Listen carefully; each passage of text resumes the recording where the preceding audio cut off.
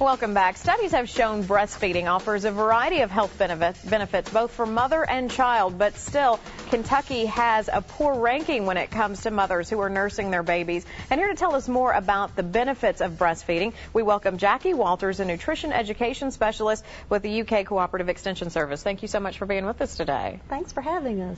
Well, there are so many studies and so much research about breastfeeding. And what is the downside of mothers who aren't breastfeeding their children? We know that breastfeeding is protective in a lot of ways. It reduces gastrointestinal problems, lower respiratory tract infections, almost by 2 to 3 times the risk for children.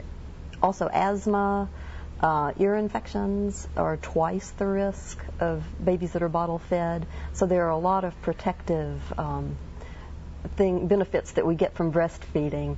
We also know now that breastfeeding reduces risk of obesity, which of course we suffer from in droves here in Kentucky, and it's no coincidence that our rates for chronic disease are much higher than the rest of the United States.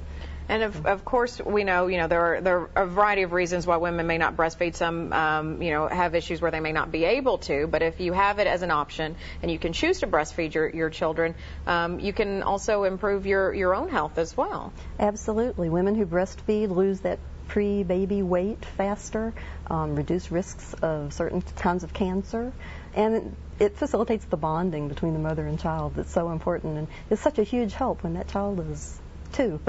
Well, it's amazing when you see, unfortunately, we had a graphic that we're not able to show you right now that had the rates of some of the things here that are associated with the health risks of not breastfeeding. I mean, I'm looking at 257% greater risk of hospitalization for respiratory problems and asthma. We also have a very high rate of asthma in this state. And again, if you think about the data, that if we're not having as many mothers breastfeeding, there may be some correlation there as well. Absolutely, there certainly is.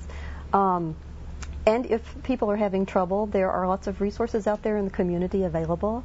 The health department very likely has a lactation consultant or can refer you to one. I have